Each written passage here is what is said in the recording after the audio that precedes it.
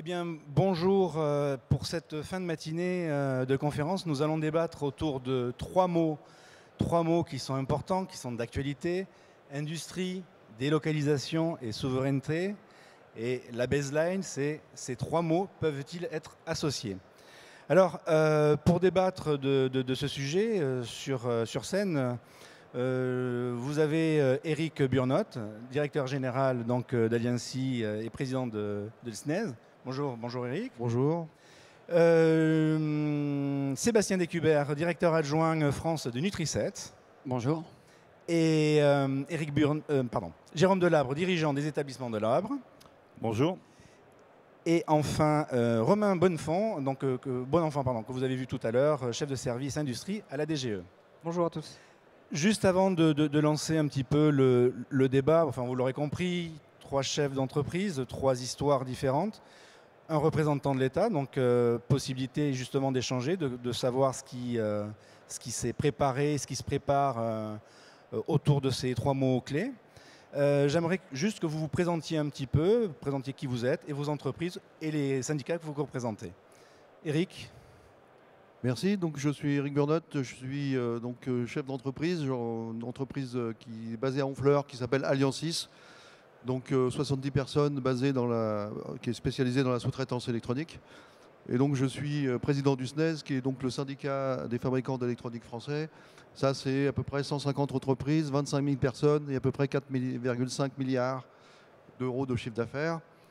Et comme vous avez pu le lire dans la presse aujourd'hui, on est un petit peu sous les feux de la rampe, puisqu'il y a d'énormes problèmes d'approvisionnement et donc de souveraineté en matière de composants électroniques. Et donc, écoutez, je suis ravi d'être là aujourd'hui et de débattre du sujet, parce que ça fait des années qu'on tente de tirer la sonnette d'alarme en vain.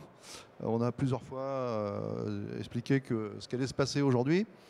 Et voilà, donc signe des temps, on arrive à débattre aujourd'hui de sujets qui étaient encore tabous il y a quelques mois.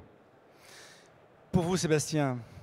Bonjour, donc Sébastien Descubert, je suis ingénieur de formation. J'ai fait une dizaine d'années précédemment dans les parfums et cosmétiques, dans des fonctions de direction industrielle, direction des opérations. Et depuis bientôt 5 ans maintenant, j'ai intégré le groupe Nutriset en tant que directeur adjoint Nutriset France. C'est un groupe familial, une ETI française basée à côté de Rouen, de à peu près 250 collaborateurs, qui lutte contre la malnutrition depuis 35 ans. Donc, qui produit des produits agroalimentaires destinés à des bénéficiaires principalement en Afrique, des enfants. Et depuis 35 ans, on a pris en charge à peu près 100 millions d'enfants. Et pour vous, donc, Monsieur Delabre. Delabre, donc Jérôme Delabre, pardon. Je suis chef d'entreprise, je dirige un petit groupe d'une centaine de salariés spécialisé dans le travail des métaux en feuilles, découpage, emboutissage, tôlerie et chaudronnerie. Implanté en France, dans les Hauts-de-France, avec 2 sites de production, et puis un 3e site en Chine, à Ningbo, au sud de Shanghai. Je suis par ailleurs président de la fédération de notre profession. Enfin, Romain. Donc Romain Bonnefond, moi je suis chef du service de l'industrie à la direction générale des entreprises. Donc la direction générale des entreprises, c'est la direction de Bercy qui s'occupe de la politique industrielle.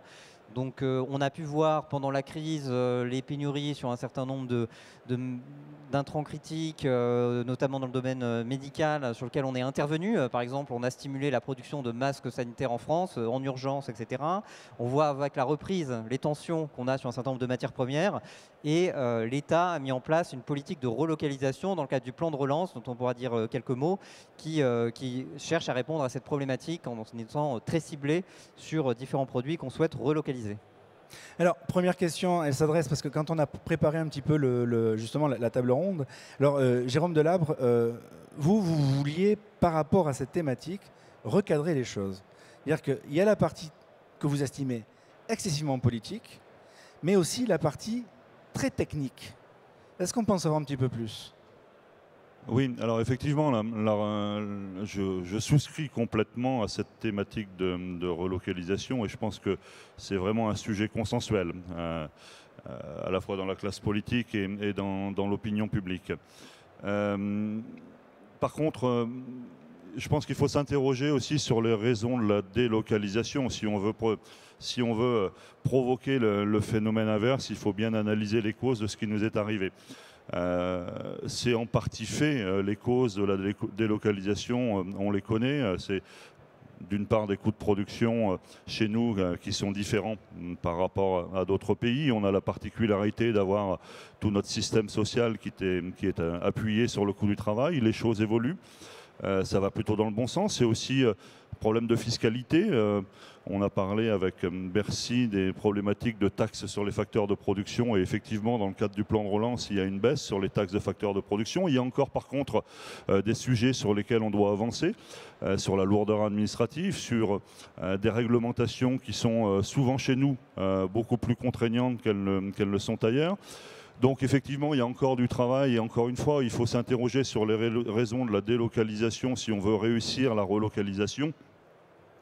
Et puis, il y a quand même un sujet qui me tient à cœur. On parle beaucoup de la relocalisation des produits du passé. C'est-à-dire, il y a des choses qui sont parties ailleurs et on souhaite les voir revenir. Il y a aussi un sujet qui est extrêmement important, c'est de localiser les produits de demain. Je pense en particulier à la production des véhicules électriques, des moteurs pour les véhicules électriques, des batteries pour les véhicules électriques. Je vous disais tout à l'heure, j'ai un site de production en Chine et j'ai des relations privilégiées avec les services économiques de la province dans laquelle mon entreprise est implantée. Et je dînais il y a peut-être une dizaine d'années avec un de ses responsables économiques et il m'a dit une phrase dont je me souviens encore très bien. Il m'a dit, tu sais, sur la voiture thermique, vous avez plus d'une centaine d'années d'avance sur nous, enfin une centaine d'années de production et nous quelques dizaines d'années, et on n'a pas l'ambition de vous rattraper parce qu'on n'y arrivera pas. Il dit par contre sur la voiture électrique, nous il y a bien longtemps que nous sommes partis et vous n'êtes pas encore sur la ligne de départ. Et c'est un petit peu ce qui m'inquiète aujourd'hui. Effectivement, on essaie de relocaliser ce qui est parti hier, mais il faut aussi qu'on s'interroge à comment localiser chez nous les produits de demain et c'est un véritable enjeu stratégique. Alors en ce moment-là, vous avez tous les trois, je dirais, trois histoires de chefs d'entreprise, trois histoires autour de ce Covid et de la manière dont vous avez cherché à rebondir, travailler. Quelles sont en ce moment vos difficultés avec explications et détails? Eric. Bah écoutez, les difficultés, elles sont nombreuses. Tout d'abord, il faut quand même imaginer que pendant des années, on a laissé se détruire ou s'auto-détruire l'industrie, et notamment l'industrie électronique. Pour les gens de ma génération, c'est quand même quelque chose d'assez compliqué, puisque moi, j'ai commencé à travailler dans les années 80, à une époque où l'électronique française était l'électronique de référence mondiale, notamment en termes de télécommunications, et qu'aujourd'hui, si on regarde de près, au niveau achat en composants électroniques, on pèse 0,5% du marché. Donc plus rien. Donc en 25 ans, 30 ans, on a complètement perdu non seulement la maîtrise de la technologie, mais on a également perdu toutes les sources d'approvisionnement qu'elle est avec. Aujourd'hui, on parle de relocalisation. Alors déjà, c'est un mot qui n'est pas forcément adapté parce qu'on ne développe pas les produits pour les fabriquer en Asie comme on les développe pour les fabriquer en Europe. Donc la phase de relocalisation, elle passe avant tout par une phase de réindustrialisation ou de développement de nouveaux produits adaptés à la façon dont on travaille, adaptés à nos typologies d'équipement. Donc ça commence par ça. Et ça veut dire deux choses. Ça veut dire qu'il faut avoir des investissements. Alors moi je me félicite des actions qui ont été menées par le gouvernement puisque des subventions en termes d'investissement productif, avant c'était un tabou. Hein, dès qu'on parlait d'innovation, c'était financé. Quand on parlait d'investissement productif, oh non, ça ne rentrait jamais dans les cases. Donc déjà, c'est une avancée plus que significative. Le challenge suivant aujourd'hui, c'est la formation. Puisque aujourd'hui, c'est extrêmement difficile de trouver des gens formés. On a, dans l'électronique, supprimé complètement toute la filière. C'est-à-dire que les gens qui avaient des CAP, des BEP, des BTS, il ne reste plus rien, si ce n'est qu'on continue à former des ingénieurs et qu'on ne les forme pas correctement. C'est-à-dire que je vais faire le parallèle entre l'apprentissage de la lecture, où il y a deux écoles. Il y a la méthode syllabique et la méthode globale. Aujourd'hui, on a appliqué ces méthodes aux écoles d'ingénieurs et on a des ingénieurs qui utilisent des modules, mais qui ne savent pas comment fonctionnent les modules. Alors ça a deux conséquences. La première, c'est que quand on ne sait pas ce qu'il y a dans un module, quand on est dans une crise comme on a actuellement, c'est extrêmement difficile de trouver des deuxièmes sources, puisque là, on est pieds et poings liés avec les gens qui ont fait ces produits. Et puis la deuxième, c'est que quand il s'agit d'aller réparer ces modules, plus personne ne sait le faire. Donc, bon, il y a un travail énorme. Il y a une prise de conscience. Moi, j'ai entendu lundi des choses intéressantes, notamment sur le fait qu'il fallait prendre l'intégralité de la problématique et pas juste commencer par la fin, comme je l'ai entendu souvent. Donc, y compris les matériaux. Donc, il y a des gens qui ont parlé de réouvrir des mines. Effectivement, quand on parle aujourd'hui de terres rares, quand on parle de mettre des éoliennes en place, bah, il faut de la matière. Cette matière, il y en a plein en France. Elle est dans le sous-sol. Simplement, aujourd'hui, c'est un tabou. On ne veut surtout pas aller la chercher. Mais il va bien falloir y arriver. Et puis, en matière de formation, effectivement, il faut qu'on arrive à convaincre nos étudiants que l'électronique, c'est pas sale. Enfin, en tout cas, l'industrie, c'est pas sale. Il n'y a pas plein de poussière. Ça sent pas mauvais. Et voilà, on peut faire des carrières intéressantes dans ces métiers qui ont été dévalorisés pendant des années. Hein. Donc, Nicolas Dufour l'a signalé lundi, ça va être long. Parler d'une quinzaine d'années, je suis assez d'accord. Par contre, je pense qu'on l'a déjà prouvé dans l'histoire que quand on se mobilisait, on arrivait à faire des choses intéressantes. Et je pense que c'est le moment de se mobiliser parce qu'il y a le feu dans la maison. En tout cas, en termes d'électronique, on n'a plus de composants. On est complètement dépendant de filières qui sont complètement à l'extérieur. Et pour répondre à la question, est-ce qu'on peut faire cohabiter industrie, délocalisation et souveraineté? La réponse est clairement non. On a vu ce qui se passait. À partir du moment où on délocalisait, on perd le contrôle d'un certain nombre de choses. Puis bah, on arrête les formations, on arrête les investissements et on se retrouve dans la situation actuelle. Donc il faut remettre les choses dans l'ordre et vite parce que le compte à rebours est commencé. Une première réaction, Romain, ou vous prenez toutes les questions et vous les développez? Oui, bah, je peux faire peut-être un premier explicitation de ce qu'on fait aujourd'hui et je pense que ça rejoint les deux interventions précédentes. D'abord, la politique de relocalisation, effectivement, elle n'a de sens que dans une politique globale en faveur de l'industrie. C'est bien ce qu'on fait avec le plan de relance. Sur 100 milliards d'euros, on a 35 milliards d'euros qui vont à l'industrie, ce qui est très supérieur à la part de l'industrie dans le PIB qui est de l'ordre de 13%. Donc on voit bien qu'il y a un effort spécifique qui est fait sur l'industrie parce que ce sont des emplois durables, de haute valeur ajoutée, que ça favorise les exportations, etc. Donc ça, c'est un choix clair. D'autre part, cette politique de relocalisation, elle doit s'inscrire dans une politique globale d'attractivité des conditions du territoire pour l'industrie, donc notamment les impôts de production, qui sont dans les 35 milliards d'euros, il y a 20 milliards d'euros qui vont permettre d'améliorer la situation des impôts de production en France. Et ensuite, on a différents axes qui vont permettre de créer les conditions de compétitivité pour relocaliser. Donc d'abord, moderniser l'industrie du futur. On a eu 2 guichets industrie du futur, on a eu plus de 9500 dossiers déposés par des entreprises, c'est absolument considérable. Donc une forte demande pour la modernisation et l'utilisation des technologies numériques. C'est ça qui va permettre la relocalisation parce qu'on aura des coûts compétitifs. On finance également des opérations de décarbonation parce que pour relocaliser des entreprises, il faut viser une industrie qui soit décarbonée. Il n'y a que comme ça qu'elle sera viable. Et enfin, on a un axe spécifique sur la relocalisation.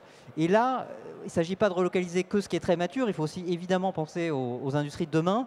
Et il faut une approche qui est très ciblée. On en a eu des illustrations tout à l'heure, des études qui ont été faites par différents secteurs, le G5 dans l'industrie pharmaceutique, sur la chimie de spécialité.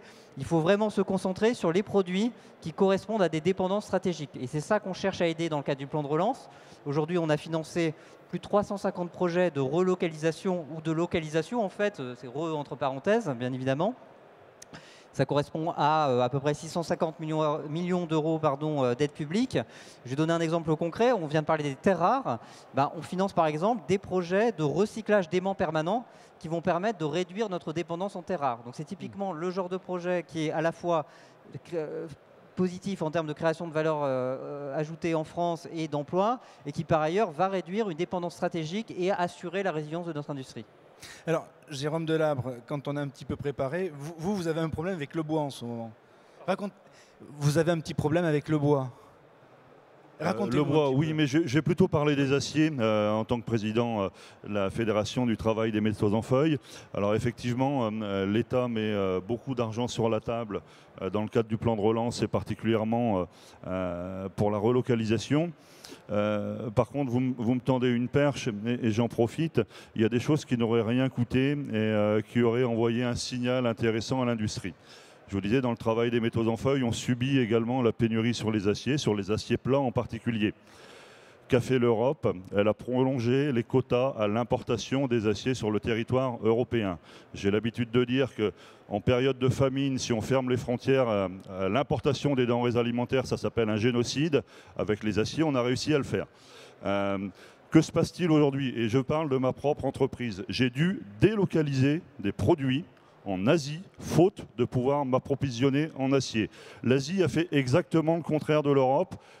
Elle a ouvert ses portes à l'importation des aciers et elle a fermé ses portes à l'exportation des aciers pour permettre à son industrie de pouvoir continuer à produire.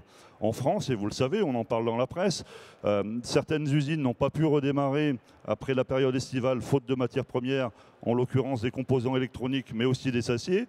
J'ai des confrères dans ma profession qui font appel au chômage partiel, faute de pouvoir s'approvisionner. Et nous avons fermé les frontières à l'importation d'acier, alors que nous aurions pu temporairement ouvrir ces frontières à l'importation pour permettre à notre industrie de fonctionner. Et là, j'insiste là-dessus, c'est un très mauvais signal qui est envoyé à l'industrie. Quand on n'a pas assez de matières premières, se priver de la possibilité de pouvoir en importer pour produire sur notre territoire, c'est un très très très mauvais signal qui a été envoyé.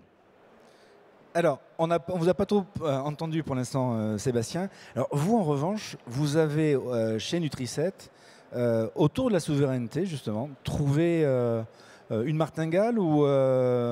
Racontez-nous un petit peu l'histoire de la maison. Alors, pour rappel, donc, la société a 35 ans autour d'un mandat qui est de nourrir les enfants, les bénéficiaires. Donc, l'histoire a démarré en France pour des bénéficiaires qui sont majoritairement basés en Afrique, donc loin de nous, on va dire. Sur des produits brevetés, avec absence de concurrence à l'époque. Et en fait, il a fallu qu'on trouve un modèle. Alors, on ne peut pas vraiment parler chez nous de délocalisation, de relocalisation, on parlerait plutôt de localisation, puisqu'en fait, il a fallu trouver un modèle industriel et économique qui puisse répondre à ce mandat d'adresser des solutions nutritionnelles à des bénéficiaires, notamment en Afrique, avec une fin de brevet de produits, donc ça veut dire une montée de la concurrence et puis une volonté de nos clients principaux qui sont les Nations Unies, qui représentent à peu près 95% de notre chiffre d'affaires, donc l'UNICEF et le Programme alimentaire mondial, qui avaient une volonté de diversifier ce sourcing et aussi de l'adresser au plus proche des besoins. Donc voilà un petit peu l'équation à laquelle il a fallu répondre. Et en ça, notre président fondateur, Michel Lescane, a été assez visionnaire en 2005, en se disant de toute façon on ne pourra pas tout garder en France, ça c'est sûr, pour les raisons évoquées, mais il faut aussi prévoir l'avenir autour de ce mandat, des besoins locaux et aussi prévoir une montée de la concurrence. Et il a développé une franchise industrielle d'un réseau qui s'appelle Plunpifield, avec 10 entreprises locales, majoritairement en Afrique, d'entrepreneurs, pour amener des solutions industrielles et nutritionnelles au plus proche des besoins. Et tout l'enjeu a été donc de répondre à ce contexte demandé par nos clients, la fin du brevet, une montée de la concurrence, sans on va dire entente commerciale, parce que les clients ne voulaient pas en entendre parler. Nous, on répond à des appels d'offres officiels et on est en concurrence entre nous, au sein, entre guillemets, d'un pseudo-groupe, on pourrait appeler de franchise industrielle, tout en le développant. Donc c'est toute là un petit peu l'ambiguïté. On les accompagne, on les développe en termes d'ingénierie, de qualité, etc. Mais tout en gardant un écosystème en fait propre à nous, de franchise, de modèle industriel et modèle économique. Quand je parle de modèle économique, c'est que dans ce réseau, on est majoritaire dans les principaux boards, on va dire. On a des joint ventures, on a 3 filiales, donc on a différents modèles. Et tout le monde a trouvé sa place. C'est-à-dire que moi, je dirige plutôt l'entreprise en France, historique, et tout le monde a une croissance aujourd'hui de volume autour d'un seul et même mandat, chaque année, avec une France qui reste quand même la structure France, la structure la plus importante du réseau, et voire même à l'échelle mondiale, qui correspond à peu près de 50 000 tonnes par an, et l'ensemble du réseau qui répond aujourd'hui à peu près à 40 000 tonnes. Et quand je dis tout le monde a trouvé sa place, c'est que nous, on répond à des appels d'offres très urgents, à des délais très courts, avec des nécessités de réactivité très forte, une hyper-agilité industrielle très forte sur ce site.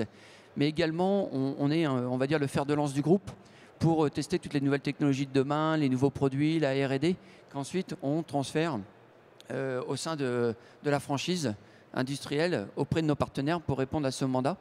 Donc c'est là notre force, notre valeur ajoutée. Et également, tout le modèle économique qu'on a basé autour de ça, c'est pour accompagner justement nos partenaires franchisés locaux à continuer de se développer. Donc voilà un petit peu comment on a bâti tout ce modèle. C'est pour ça que je parlais de localisation, parce que finalement, les partenaires, il n'y avait rien au départ. Il fallait répondre à des besoins locaux, et on a amené justement une réponse à ces besoins locaux auprès des partenaires. Après, pour parler d'aujourd'hui, notamment et de la crise sanitaire et du Covid, elle a eu le mérite de faire, on va dire, remonter un petit peu les limites de cet écosystème qu'on avait pressenti. Mais en fait, ça a permis de les remonter un peu plus tôt pour pouvoir y réfléchir, y redresser des solutions.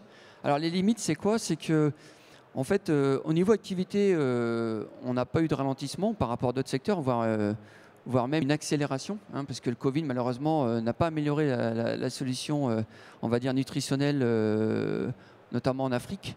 On devrait faire cette année, si on arrive à expédier, la deuxième plus belle année historique dans le groupe.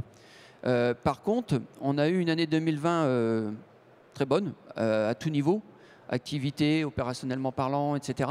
On a une année 2021 beaucoup plus compliquée, pour deux raisons majoritaires. Alors, il y a une première qui est propre à plein de secteurs, hein, c'est la hausse des matières, des prix d'achat. Sachant que nous, le poste d'achat, c'est 81% du prix de vente, donc on est très impacté par cette hausse.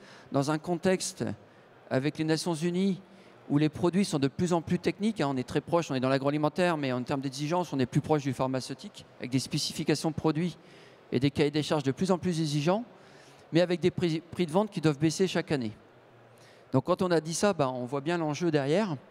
Donc ça s'est durci cette année pour nous, en termes de marge, avec un poste d'achat très haussier. Et ça s'est durci pour une deuxième raison, c'est la difficulté à expédier. Et ça, c'est hyper frustrant pour nous, parce que les besoins sont urgents. Et à l'heure où je vous parle, on a plus d'un mois de retard d'expédition qu'on a en stock. Les produits sont prêts, parce qu'il faut maintenir les stocks et la disponibilité des produits.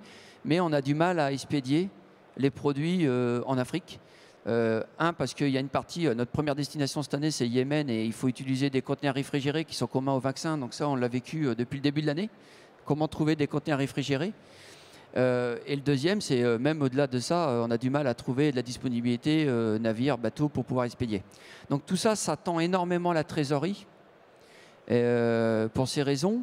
Et on avait pressenti de toute façon dans ce modèle, à terme, une tension de la trésorerie. Parce qu'on sait que les prix de vente continuent de baisser avec des exigences qui augmentent. Et puis deux, parce qu'on a un réseau qu'on veut développer, qui se développe et qui est plus consommateur de cash et de trésor, pour pouvoir continuer à investir et les développer.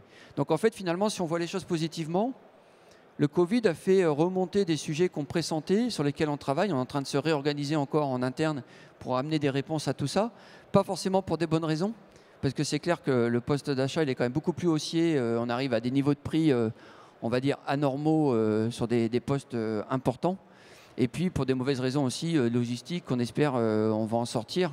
On espère fluidifier l'expédition, mais en tout cas, la finalité, elle est là et on y réfléchit pour vraiment continuer à pérenniser ce modèle français, mais également de franchise industrielle au plus près des besoins. Une réaction à ce que vient de dire Sébastien?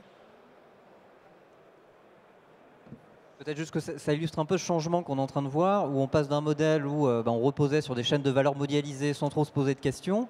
C'est vrai qu'avec la crise, on a matérialisé des risques quelque part qui étaient préexistants et qu'on connaissait tout à fait. On s'en prémunissait pas nécessairement, et ça provoque une forme de prise de conscience un peu généralisée avec des changements de modèle, comme celui qui est décrit, avec aussi une forme de changement de mentalité dans les autorités publiques. On parlait du cas de l'acier et de la réaction de l'Union européenne.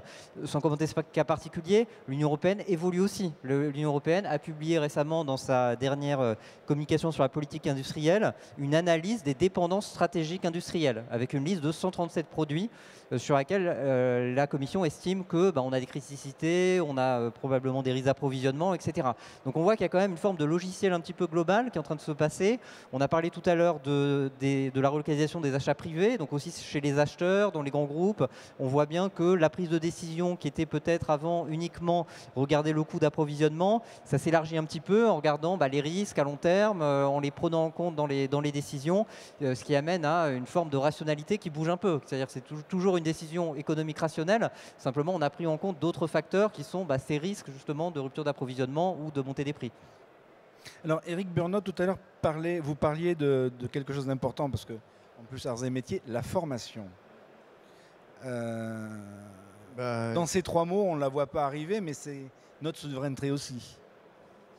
Effectivement, et on a le sujet précédent, il y avait le CNA qui était présent, on a beaucoup parlé d'achat, enfin en tout cas c'est ce que j'ai perçu.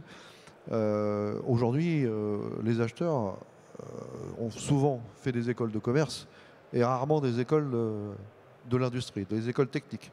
Et ça, c'est un vrai problème parce qu'on a du mal à échanger sur le sujet. Effectivement, on parle prix. Et malheureusement, même dans cette partie-là, la partie géopolitique n'est pas prise en compte. Moi, j'ai dénoncé ça il y a déjà quelques années. Les fabricants de semi-conducteurs, la plupart sont basés sur des zones sismiques. Quand on parle de la Silicon Valley, enfin, j'invente rien. Et puis la zone de Shenzhen, c'est une zone sismique. Donc pendant des années, on a concentré des fabrications essentielles. Ça émeut personne. Enfin, il ne s'est rien passé, quoi. Alors aujourd'hui, on commence à prendre en compte les choses, à regarder ça de façon différente. On a eu, je pense, toute une génération d'hommes politiques qui étaient issus de la guerre et qui avaient conscience de ces problématiques-là, de la souveraineté, de la dépendance en matières premières. On en a beaucoup souffert à la sortie de la guerre. Mais tous ces gens-là aujourd'hui sont partis et on a une nouvelle génération de gens pour qui c'est un peu plus nébuleux ou plus étranger. Et on arrive à la situation dans laquelle on est aujourd'hui où le prix prime sur, j'avais dit quelque part, le bon sens et la responsabilité. Et on se retrouve dans des situations extrêmement compliquées. Et donc, évidemment, la formation a un rôle à jouer là-dedans, puisque aujourd'hui, encore une fois, on ne forme plus d'électroniciens. Et dans une classe d'électronique, il y avait, comme dans toutes les classes, à peu près 60% de gens qui faisaient le métier de base pour lequel ils avaient choisi, et puis les gens qui migraient dans les métiers support. Donc des gens qui faisaient des méthodes, des gens qui faisaient des achats, des appros. Mais ils avaient la base. Ils avaient finalement les compétences qui leur permettaient de faire des choix en matière de prix qui étaient cohérents. Aujourd'hui, la plupart de ces gens-là sont en retraite et on a un manque crucial. Et il est temps qu'on remette en place ces filières pour qu'on puisse de nouveau avoir des gens qui comprennent ce qu'ils font. Et ça tirera tout le système vers le haut. Jérôme, je vois que vous opinez du chef. Et après... Oui, non, effectivement, c'est un point essentiel. Moi, ce qui me marque, c'est que pendant longtemps, on a dit qu'il faut relocaliser pour sauver des emplois. Aujourd'hui, la crise a mis en évidence des choses nouvelles. On parlait de souveraineté, on voit des ruptures d'approvisionnement dans tout un tas de secteurs. Le problème dans l'industrie aujourd'hui, moi je parle de l'industrie de la métallurgie, qui est plutôt mon métier, le problème d'emploi, c'est qu'on ne trouve pas les compétences. Alors, relocaliser, je le disais, j'y souscris totalement. Mais aujourd'hui, en 2021, on ne trouve pas suffisamment de collaborateurs pour absorber les volumes qui sont les nôtres. Alors si demain on devait relocaliser, je ne sais pas avec quelles compétences et avec quel personnel on va pouvoir le faire. Et c'était un vrai sujet. Par contre, c'est un sujet de très long terme. Ce n'est pas en l'espace de 6 mois, d'un an ou ne serait-ce que quelques années qu'il sera possible de réorienter les élèves dans les filières dont nous avons besoin pour faire en sorte que ce projet de relocalisation puisse se concrétiser. Et moi, ce que je crains, effectivement, on parle beaucoup de relocalisation suite à cette crise. J'espère que la crise ne sera pas éternelle. J'espère que ce que j'appelle le monde d'avant reviendra un jour. Et comment aborderons-nous ce sujet de relocalisation quand les problèmes qui sont les nôtres aujourd'hui auront disparu, et j'espère qu'ils disparaîtront plus vite. Et un nouveau problème apparaîtra dans le cadre de la relocalisation, c'est où allons-nous trouver les compétences pour fabriquer sur notre territoire. Nous ne les avons déjà pas aujourd'hui.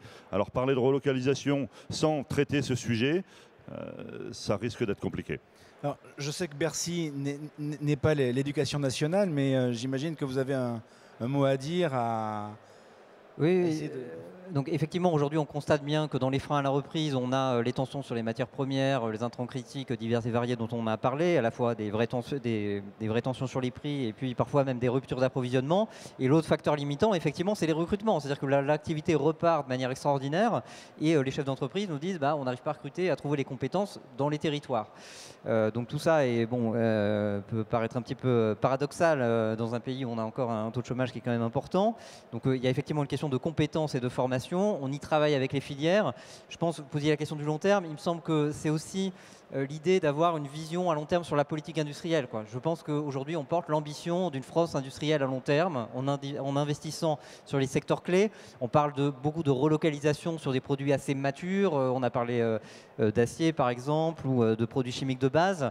Mais je pense que ça va aussi de pair avec une politique d'innovation sur les secteurs de demain, les batteries, l'hydrogène. À chaque fois, dans les stratégies qu'on met en place dans ces domaines, il y a toujours un volet qui va concerner la formation, les compétences, en lien avec les entreprises, en lien avec les filières. Et je pense que c'est un cercle vertueux quelque part engagé de se dire la désindustrialisation c'est fini. Maintenant on est passé à la France industrielle, la France de demain, la France qui construit des usines, la France reconstruit des usines. Aujourd'hui c'est très clair. On a aussi pas mal d'ambition pour les startups industrielles qui aujourd'hui deviennent une réalité dans un certain nombre de secteurs et qu'on porte dans ces différentes stratégies d'accélération. Donc ça c'est aussi peut-être de nature à donner aux candidats quelque part à ces formations une vision de long terme, de se dire faire le pari de l'industrie aujourd'hui c'est un pari gagnant pour demain, quoi. Mais qu'est-ce qu'il faudrait en plus? Parce que je sens que malgré tout, ça grippe. Il faudrait déjà qu'on arrive à motiver nos étudiants à aller vers ces filières, parce qu'aujourd'hui, c'est des filières qui ont été décriées pendant des années. Pour donner quand même un petit élément positif, l'année dernière, on a fabriqué chez Allianz 3,6 millions de filtres de respirateurs. C'est absolument pas notre métier. L'État nous a demandé de fabriquer ça parce qu'il y avait des grands besoins et on est homologué pour fabriquer des produits médicaux. À cette occasion, j'ai dû recruter à peu près 50 personnes parce qu'on a travaillé jour et nuit et on a fait des rencontres qui ne se seraient jamais produites sans ça. C'est-à-dire que qui était disponible pendant la crise? Moi, on est à Honfleur, donc tous les restaurants sont fermés, donc on a trouvé des gens de la restauration. Les gens de la restauration, c'est des gens qu'on a appris à connaître. Clairement, c'est des CV qu'avant je mettais directement à la poubelle. Et en fait, on a découvert des gens qui étaient polis, qui arrivaient à l'heure, qui savaient travailler en équipe et qui étaient motivés. Et ils connaissent rien à l'électronique, ils connaissent rien à l'industrie. Par contre, ils apprennent très très vite. Et c'est vraiment la bonne surprise. Moi, j'ai découvert des gens là-dedans. Je ne sais pas qu'est-ce qu'ils faisaient dans la restauration, puisqu'ils se sont mis à piloter nos machines, donc à faire de la programmation. On a des lignes CMS quand même qui coûtent quelques centaines de €. En très peu de temps, ils se sont mis à l'anglais et ils se sont mis à piloter les machines. Donc, par des voies qui ne sont pas les nôtres, mais ça marche. Bon. Donc aujourd'hui, on est en train aussi de changer de regard. Et finalement, ces CV qu'on rejetait, aujourd'hui, on les regarde plutôt à deux fois. Alors, c'est très compliqué. Hein. J'ai une personne avec laquelle j'ai travaillé pendant les congés, là, qui me fait travailler 2 lignes CMS en même temps. Je dis comment j'ai pu louper ça. J'ai ressorti son CV, elle était vendeuse en boulangerie chez Louise. C'est une chaîne. Comment on va chercher ça, quoi? Comment on détecte ça? Bon. Et pourtant, ça marche. Donc ça veut dire que nous aussi, il faut qu'on change de méthode et qu'on filtre plus sur les aptitudes des gens plus que sur les compétences. Et peut-être qu'on pourra aussi avancer plus vite qu'on ne le pense. Sébastien. Oui, j'ai plusieurs commentaires parce que j'ai entendu.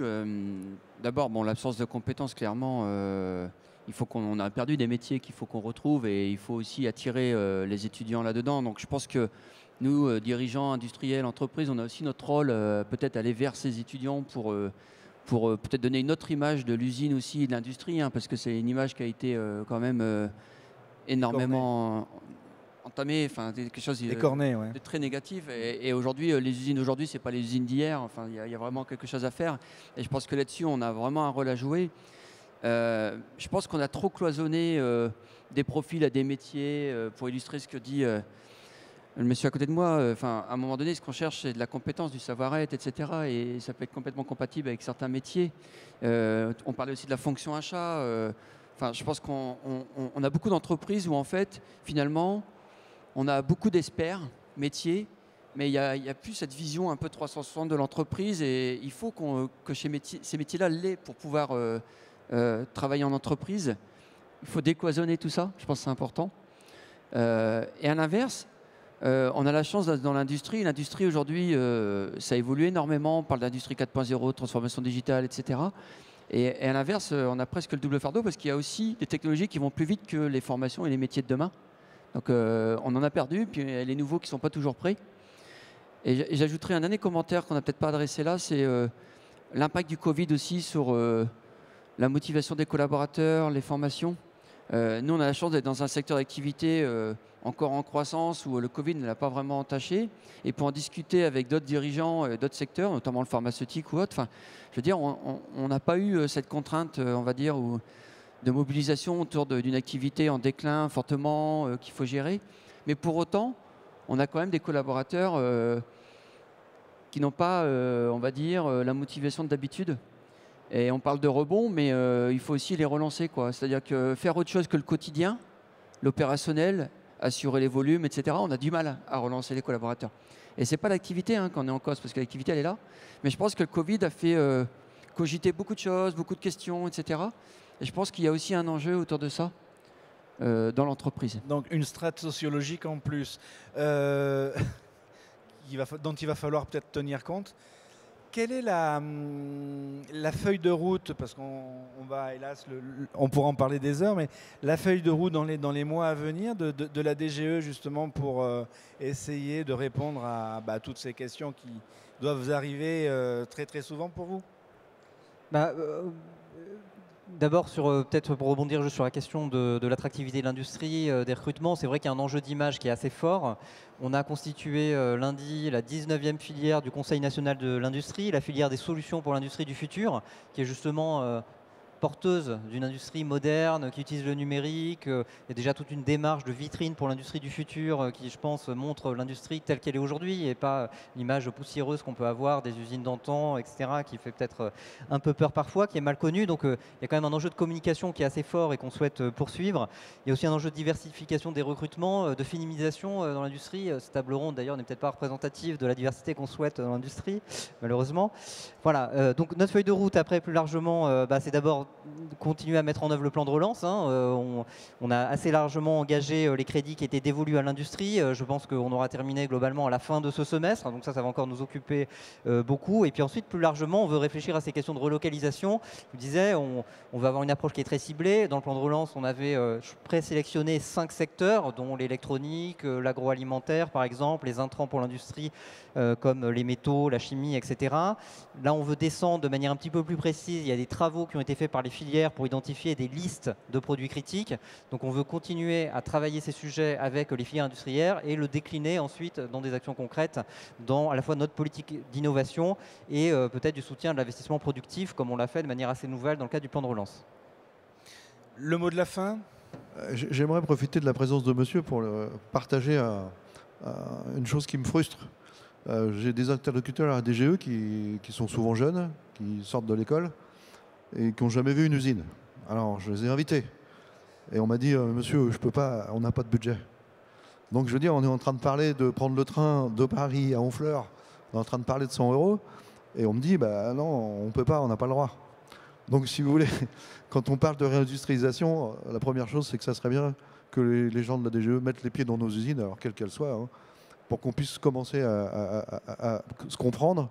Et puis à parler de choses concrètes, c'est pas grand-chose, mais franchement, pour nous, c'est assez déstabilisant, quoi.